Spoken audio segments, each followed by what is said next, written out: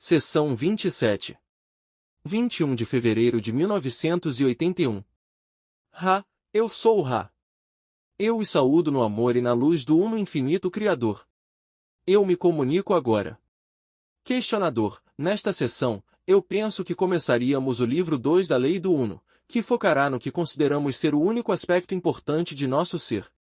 Entretanto, sentiu a obrigação de apresentar duas questões que foram perguntadas a ele por Paul Shockley e eu perguntarei estas duas primeiro, no caso de você ser capaz de respondê-las, antes de nós, de fato, começarmos. A primeira questão é: Paul Shockley está apresentando correção. Paul Shockley está atualmente canalizando a mesma fonte que Edgar Cayce canalizou e Paul tem recebido informações que ele fez parte no projeto e construção das pirâmides egípcias. Você poderia nos dizer qual foi seu papel naquele esforço? Isto foi em seu contínuo espaço-tempo de 2 períodos e 2 vidas. A primeira de uma natureza física trabalhando com entidades da Confederação no que você conhece como Atlântida, isto há aproximadamente 13.000 de seus anos atrás. Esta memória, digamos, estando integrada no inconsciente do complexo mente-corpo-espírito desta entidade devido a seu extremo desejo de lembrar do serviço de cura e polarização possível pelos mecanismos do cristal e do curandeiro carregado. A segunda experiência sendo aproximadamente 1000 de seus anos mais tarde, durante tal experiência esta entidade preparou, em algumas partes, a consciência das pessoas do que você chama agora de Egito, de forma que eles fossem capazes de oferecer o chamado que permitiu que aqueles de nosso complexo de memória social andassem entre suas pessoas. Durante esta experiência de vida, esta entidade era um padre de natureza ensinadora e obteve sucesso em se lembrar, de forma semi-distorcida, dos aprendizados e ensinamentos das experiências piramidais da Atlântida. Então, esta entidade se tornou um construtor do pensamento arquetípico da lei do Uno com distorção na direção da cura que ajudou suas pessoas a trazerem isto através de uma manifestação física, no que você chamaria de um período mais tarde, em sua medida de tempo. Questionador, a segunda questão é: Paul tem também recebido informações que mencionam que havia outros seres ajudando na construção das pirâmides que não estavam completamente materializados em terceira densidade. Eles estavam materializados da cintura até suas cabeças, mas não materializados da cintura até os pés. Estas tais entidades existiram na construção das pirâmides e quem eram elas? Considere, se você desejar, a infinidade inteligente presente na absorção do estado da vida e do estado do ser enquanto ela se torna codificada em energia inteligente, devido às impressões de pensamento daqueles assistindo a pedra viva tomar uma nova forma de estado do ser. A liberação e uso da infinidade inteligente por um breve período começa a absorver todas as dimensões consecutivas e entrelaçadas, assim oferecendo breves espiadas daqueles projetando, para o material, seus pensamentos. Estes seres, então, começando a se materializar, mas não permanecendo visíveis. Estes seres eram a forma pensamento, ou manifestação visível em terceira densidade, de nosso complexo de memória social enquanto oferecíamos contato de nossa infinidade inteligente para a infinidade inteligente da pedra. Questionador, muito obrigado. Eu continuarei agora com o processo de começar o segundo livro da Lei do Uno. Esta, eu presumo, será uma tarefa bem mais difícil que o primeiro livro, pois queremos focar em coisas que não são transientes, e como questionador, eu posso às vezes ter dificuldade. Quando eu tiver dificuldade, eu posso recuar em questões parcialmente transitórias simplesmente porque eu não serei capaz de formular o que eu realmente preciso formular e eu me desculpo por isso, mas eu farei meu melhor para permanecer no caminho e eliminar do livro coisas de nenhum valor, se elas ocorrerem durante minhas perguntas. A declaração que eu farei para começarmos eu já escrevi. A maioria das entidades desta densidade focam suas mentes em alguma condição ou atividade transitória, com pouco a ver com seu valor como ferramenta ou uma ajuda a seu crescimento e entendimento da essência verdadeira e não distorcida da criação, da qual eles são uma parte integral. Nós tentaremos, começando pelo início da criação, estabelecer uma visão geral de nós mesmos na criação, assim chegando em um ponto de inspeção mais informado do que nós consideramos ser a realidade. É esperado que este processo nos permita participar mais efetivamente no processo da evolução. Eu gostaria de começar com definições de palavras, que nós temos usado, que possivelmente nós não conseguimos, e possivelmente não podemos, totalmente entender, mas já que as primeiras palavras que usamos são infinidade inteligente, eu gostaria que você definisse cada uma destas palavras e me desse a definição de sua combinação. Suas vibrações de complexo mental indicam uma questão. Entretanto, seu complexo de som vibracional indica uma preferência. Por favor, reformule. Questionador. Você poderia definir a palavra inteligente no conceito da infinidade inteligente? Nós devemos tratar do espectro inteiro desta questão, antes de definir como solicitado. Sua linguagem, usando complexos de sons vibracionais, pode ser, no máximo, uma aproximação daquilo que estaria mais próximo de um entendimento, se você desejar, da natureza do pensamento consciente. Percepções não são o mesmo que complexos de sons vibratórios e a tentativa de definir será, portanto, frustrante para vocês, apesar de estarmos felizes em ajudá-los dentro dos limites dos complexos de sons vibratórios. Definir inteligente separado de infinidade é difícil, pois estes dois complexos vibracionais igualam um conceito. É bem parecido com tentarmos dividir seu conceito de som vibracional, fé, em duas partes. Nós tentaremos ajudá-lo de qualquer forma. Questionador. Não é necessário dividi-lo. A definição de infinidade inteligente como uma parte é suficiente. Você poderia agora definir infinidade inteligente? Isto é exponencialmente mais simples e menos confuso. Existe unidade. A unidade é tudo o que existe. Esta unidade tem um potencial e cinética. O potencial é infinidade inteligente. Tocar este potencial produzirá trabalho. Este trabalho tem sido chamado por nós, energia inteligente. A natureza deste trabalho é dependente da distorção em particular do livre-arbítrio, que por sua vez, é a natureza de uma energia inteligente em particular de foco cinético do potencial da unidade ou daquilo que é tudo.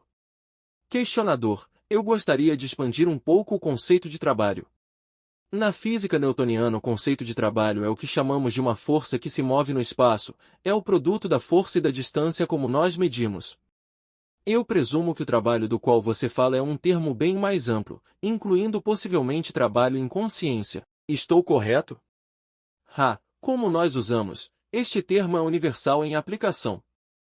Infinidade inteligente tem um ritmo ou fluxo, como um coração gigante começando com o Sol central como você pensaria ou conceberia isto, a presença do fluxo inevitável como uma maré de estado do ser sem polaridade, sem finitude, o vasto e silencioso todo batendo para o exterior, focando no exterior e no interior, até que os focos estejam completos.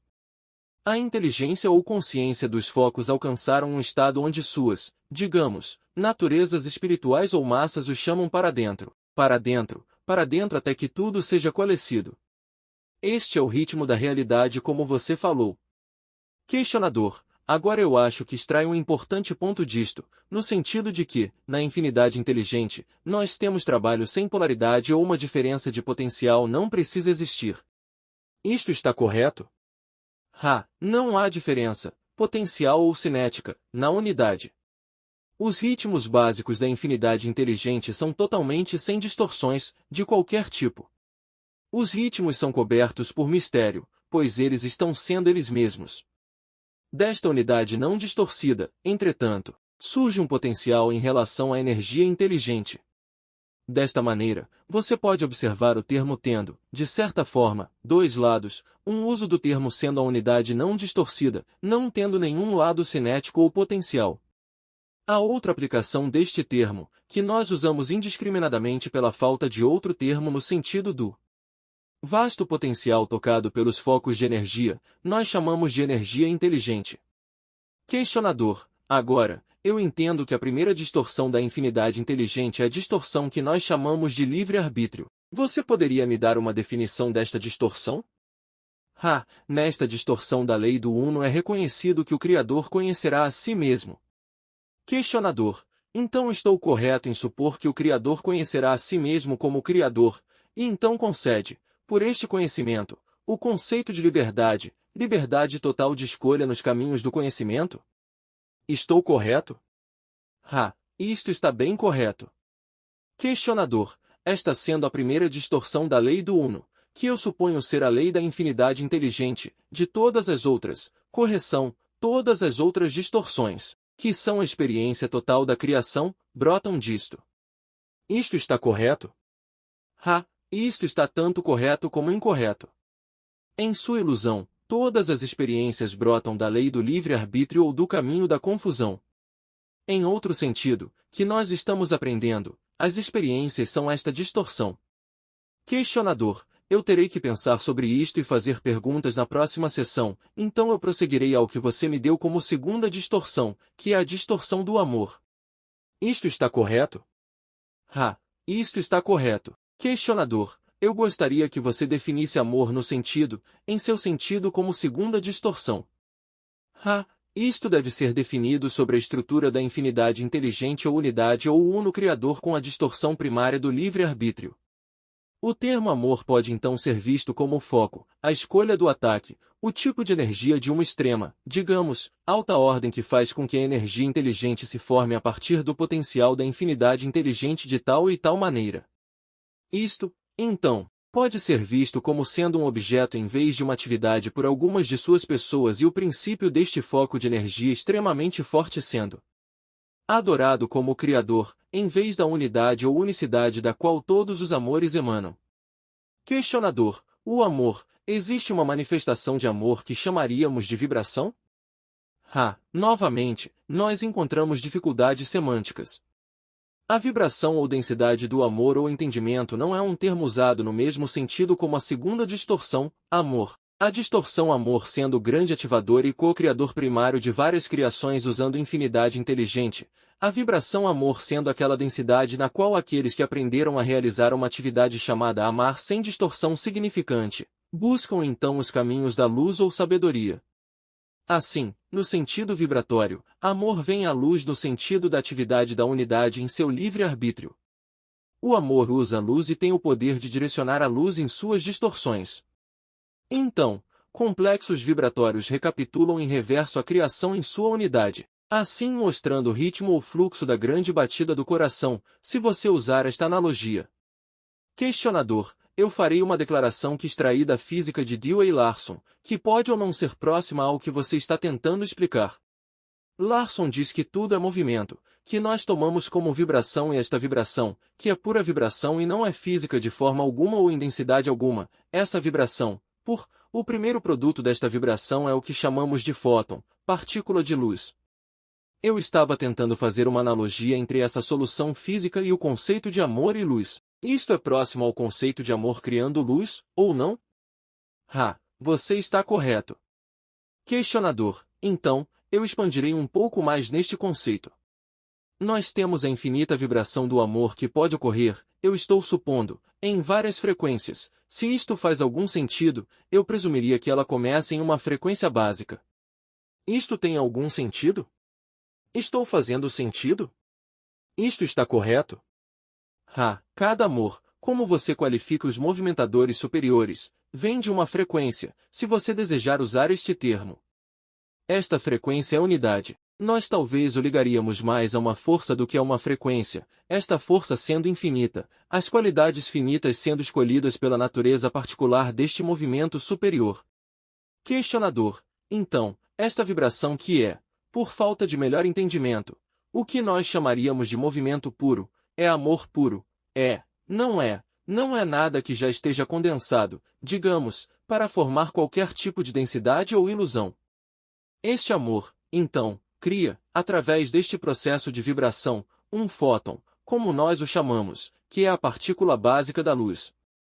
Este fóton, então, por vibrações e rotações adicionadas, é condensado ainda mais em partículas das densidades, as várias densidades que nós experimentamos.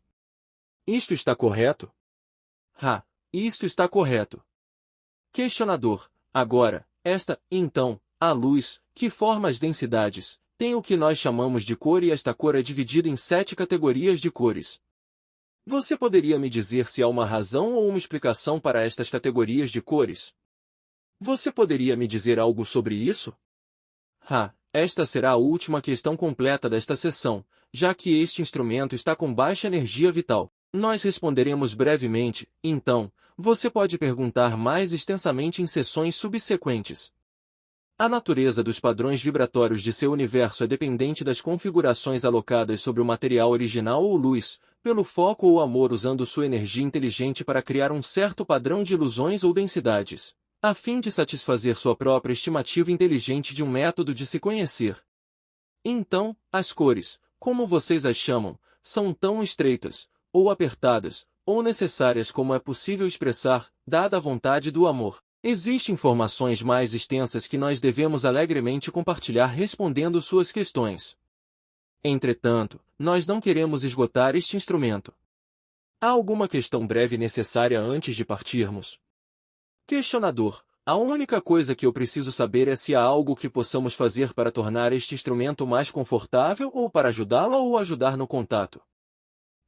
Este instrumento está ligeiramente desconfortável. Talvez uma configuração mais simples do corpo seria apropriada dada a condição melhorada do complexo físico do instrumento. Eu sou o Ra. Vocês estão conscienciosos em seus empenhos. Nós estaremos com vocês.